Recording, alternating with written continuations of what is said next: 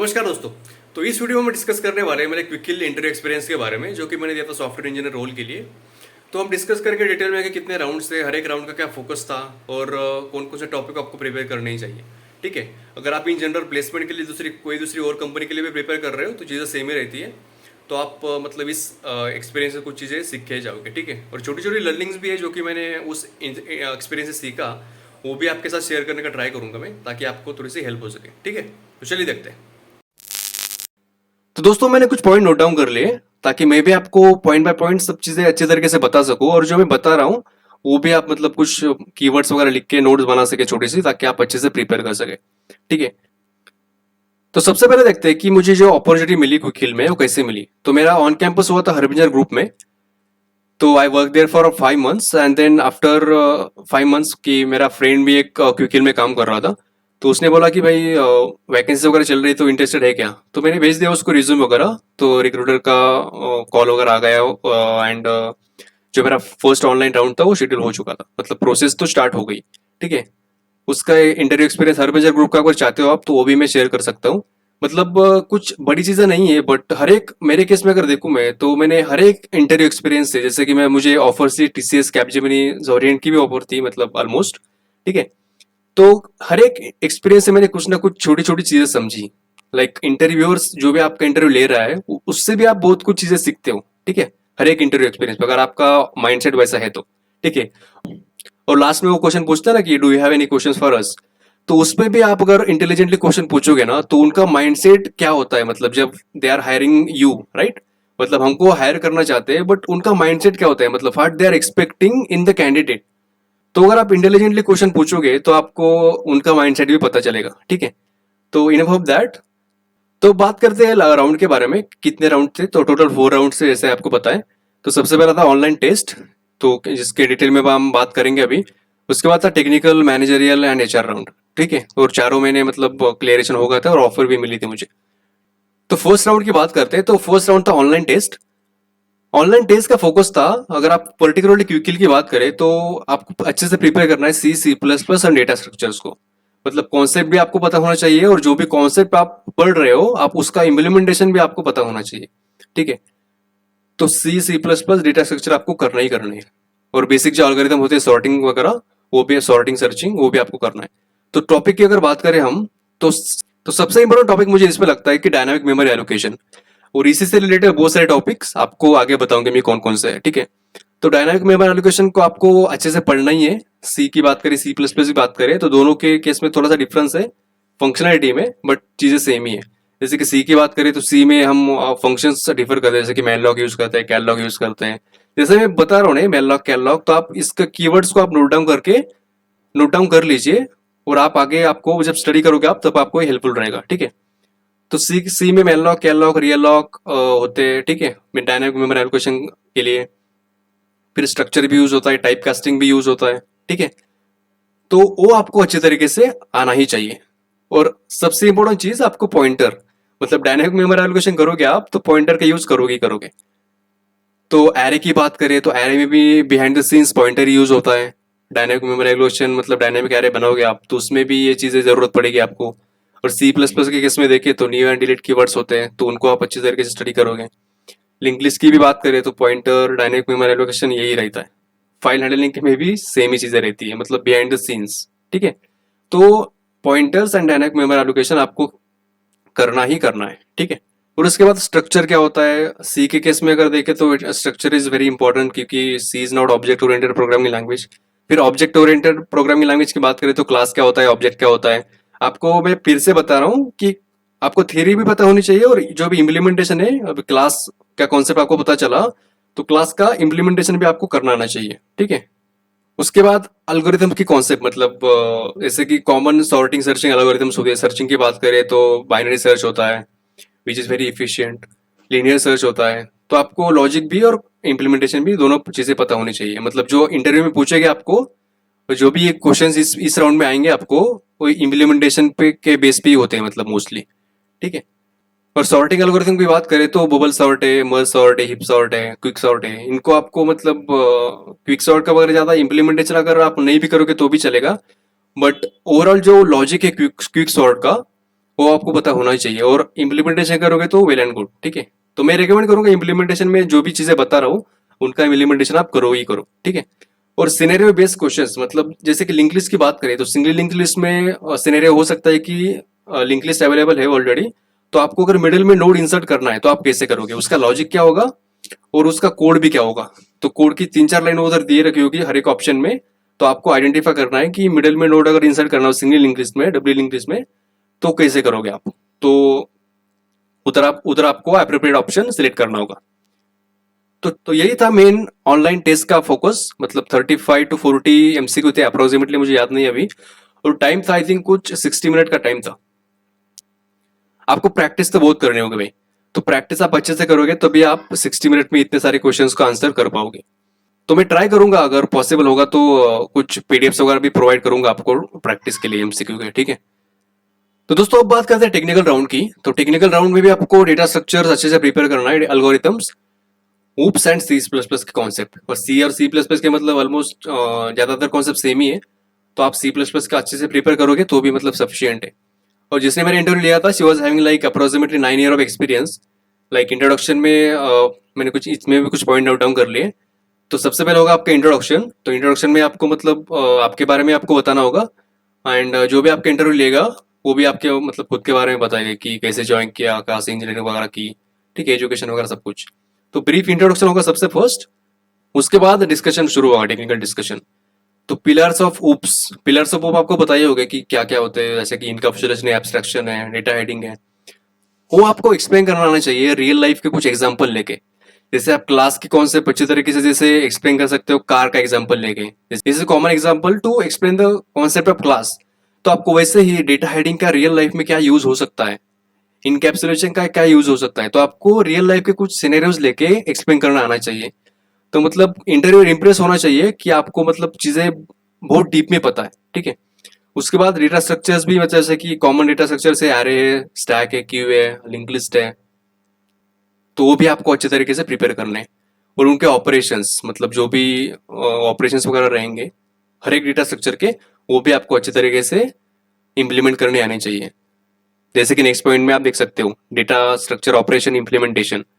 तो जैसे कि वो आपको पूरा डेटा स्ट्रक्चर या इम्प्लीमेंट करने को नहीं बोलेंगे, इतना टाइम नहीं होता है, बट आपको मतलब एनालाइज करने के लिए वो बताएगा कि सिंगल लिंक लिस्ट है ऑलरेडी, मतलब प्रेजेंट है, तो आपको लास्ट में अगर नोड ऐड करना है तो आप कैसे करोगे, अगर मिडिल में नोड ऐड करना है तो कैसे करोगे। और आपको सीधा आंसर नहीं बताया ना, कुछ मतलब उनको क्रॉस क्वेश्चन भी करना है। जैसे कि वो अगर उन्होंने सिर्फ बताया कि लिंक लिस्ट है और आपको मतलब लास्ट में नोड ऐड करना है या फिर मिडिल में नोड ऐड करना है, तो आपको क्लेरिफिकेशन क्वेश्चन पूछना होगा कि ये जो लिस्ट है वो सिंगल लिंक लिस्ट है, डबल लिंक लिस्ट है, सर्कुलर लिंक लिस्ट है। तो जैसे आप क्रॉस क्वेश्चन करोगे ना, तो मतलब is a kind of nice impression on the interviewer, कि मतलब इंटरव्यू भी मतलब इंप्रेस हो जाएगा अगर आप क्रॉस क्वेश्चन करोगे तो, clarification, that's what they want, ठीक है।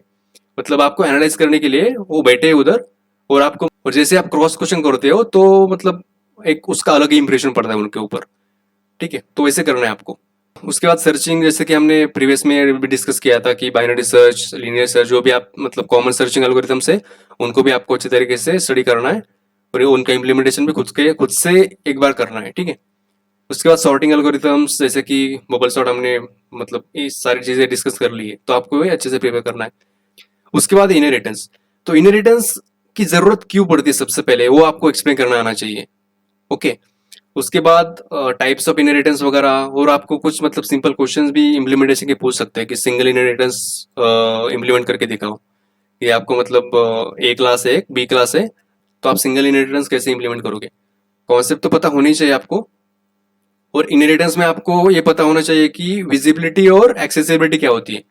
मतलब अगर जैसे एक्सेस स्पेसिफायर होते हैं ना, पब्लिक, प्रोटेक्टेड और प्राइवेट, तो अगर इनहेरिटेंस में उसका क्या स्कोप रहता है, और हर एक इनहेरिटेंस के टाइप में अगर हम इस एक्सेस स्पेसिफायर को यूज करते हैं तो डेटा मेंबर्स पे उनका क्या फर्क पड़ता है, तो वो भी आपको अच्छे तरीके से पता होना चाहिए। ये आपको थोड़ा लेंदी लग सकता है, बट अगर आप प्रिपेयर करोगे ना तो आपको मजा भी बहुत आएगा प्रिपेयर करने में, और इंटरव्यू में आपको वो एक अलग ही कॉन्फिडेंस आएगा आपको, ठीक है।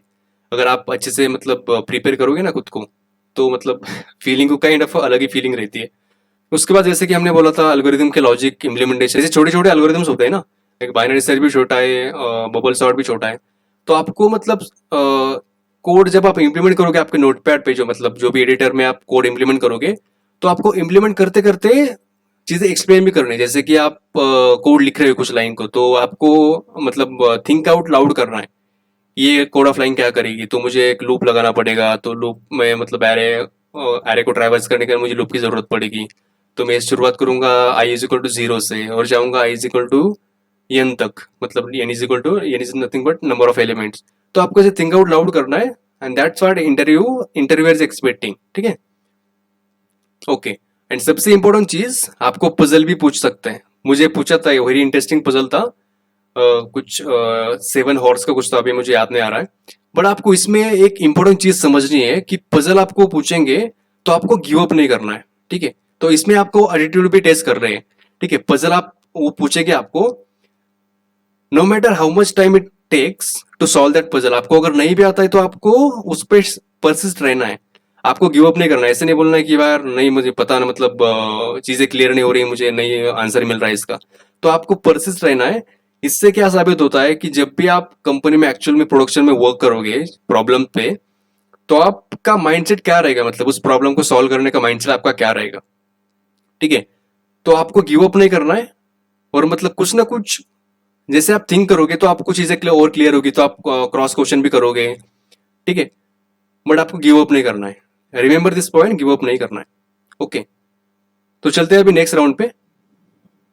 नेक्स्ट राउंड जो है वो होगा मैनेजरल राउंड, और जो इंटरव्यूअर होगा आपका, ही और she will be having like 10 or 20 year of experience. मतलब वो 10 or 20 तो मैंने कम बोला है, इससे ज्यादा भी हो सकता है। ठीक है, तो सीनियर प्रोडक्ट मैनेजर या फिर प्रिंसिपल प्रोडक्ट मैनेजर, ऐसे जो लोग होंगे वो आपका इंटरव्यू लेंगे। तो घबराना नहीं, इसमें भी आपको कॉन्फिडेंटली जो भी आंसर मतलब पूछेंगे, जो भी क्वेश्चन पूछेंगे आपको, तो उसका कॉन्फिडेंटली आपको आंसर करना है।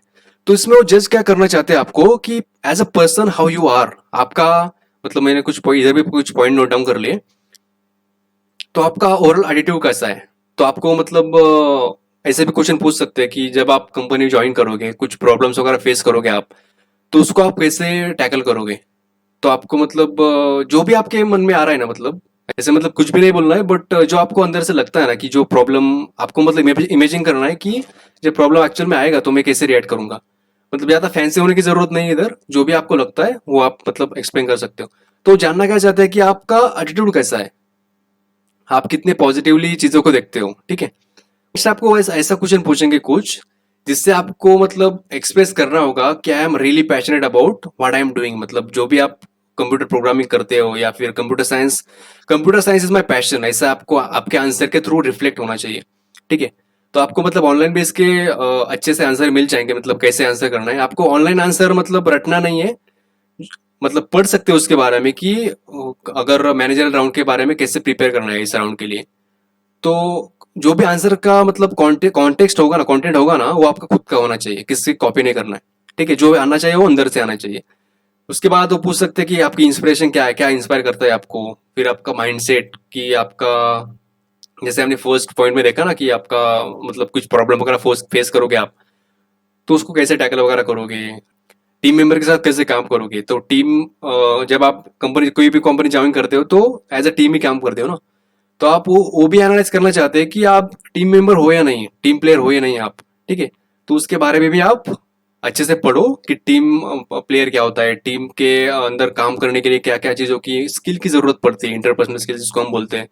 ठीक है, तो वन इम्पोर्टेंट थिंग इज इस राउंड में आपको बहुत ही कॉन्फिडेंटली आंसर करना है। जो भी मतलब जो भी आपको लग रहा है ना अंदर से, जो भी क्वेश्चन आएगा तो आपको आंसर कर देना है। कुछ ऐसे निगेटिव चीजें नहीं बतानी है, और जो भी आपको मतलब ड्राइव करता है, आपका भी पैशन है, उसके साथ पूरे जल्लोश के साथ आंसर करना है। मतलब ऐसा चिल्लाना वगैरह नहीं है बट अच्छे से आंसर करना है कॉन्फिडेंटली। उसके बाद चलते हैं नेक्स्ट राउंड पे।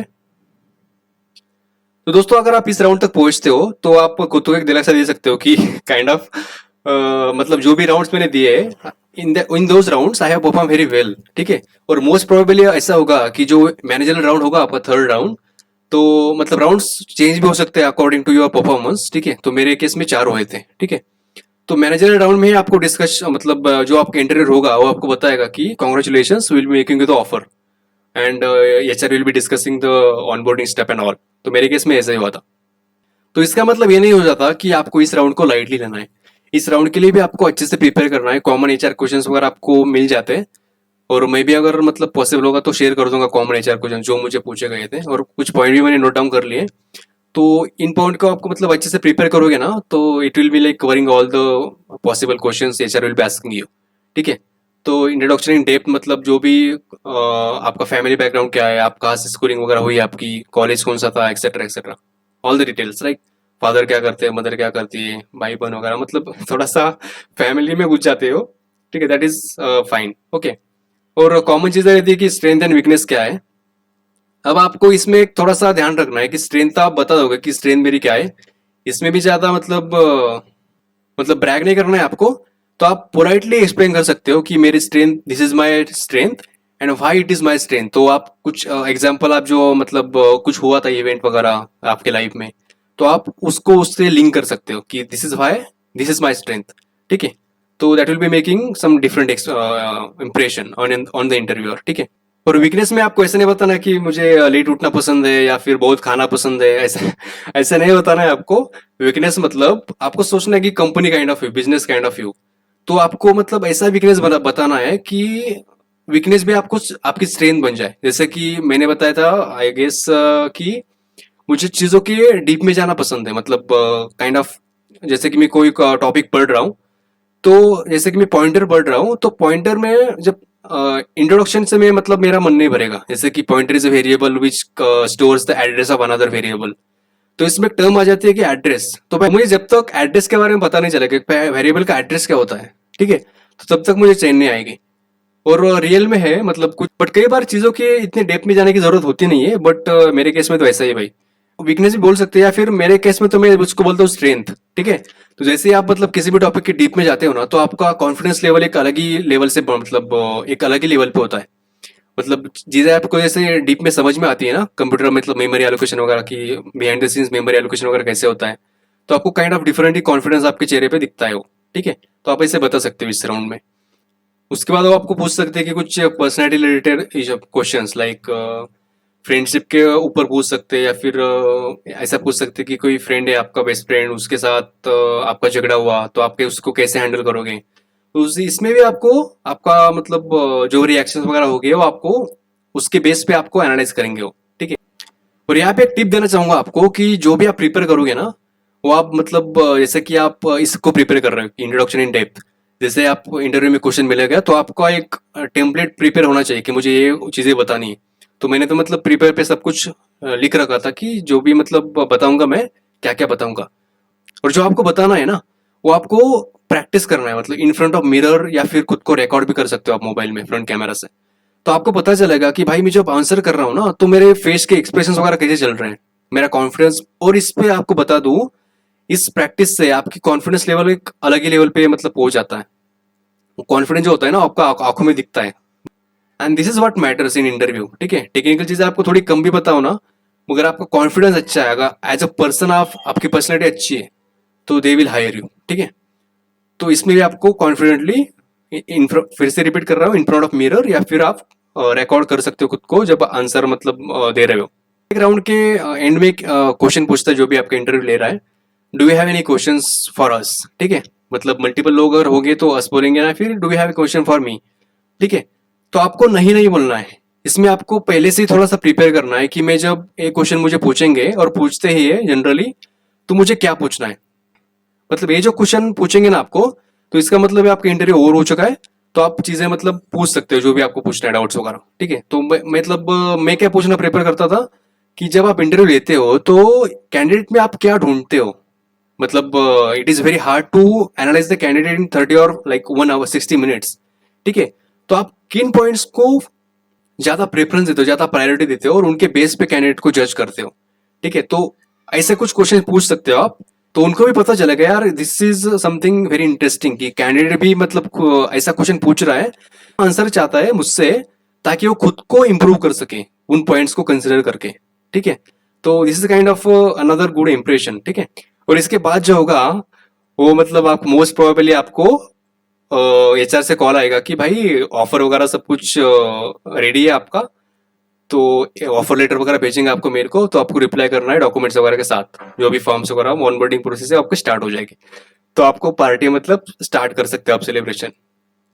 तो दोस्तों आई होप आपको कुछ ना कुछ तो सीखने को मिला होगा इस एक्सपीरियंस से। और जो भी मैंने छोटी छोटी टिप्स बताई, लर्निंग्स बताई है, जैसे कि अगर समराइज करें कुछ टिप्स को, तो आपको इन फ्रंट ऑफ मिरर या फिर रिकॉर्डिंग करके प्रैक्टिस तो करना ही है। थ्योरी और इम्प्लीमेंटेशन आपको करना ही करना है। जो भी हमने पॉइंट डिस्कस करे ना, तो उसका थ्योरी भी पता होना चाहिए आपको और इम्प्लीमेंटेशन भी पता होना चाहिए। और जो भी सिनेरियो बेस्ड क्वेश्चन है आपको उसको भी अच्छी तरीके से प्रिपेयर करना है। और तीसरी टिप कि आपको टाइम मैनेजमेंट का थोड़ा सा ध्यान रखना होगा।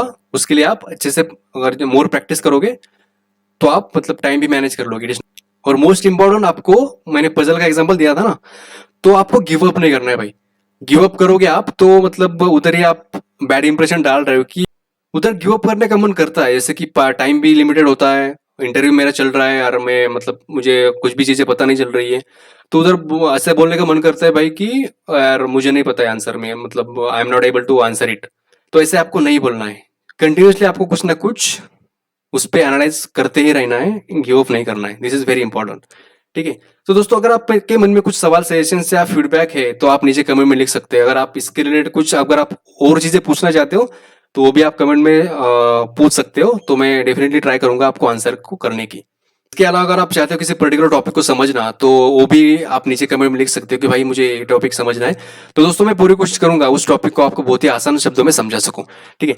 तो इस वीडियो में इतना ही दोस्तों, मिलते हैं नेक्स्ट वीडियो में। जय हिंद।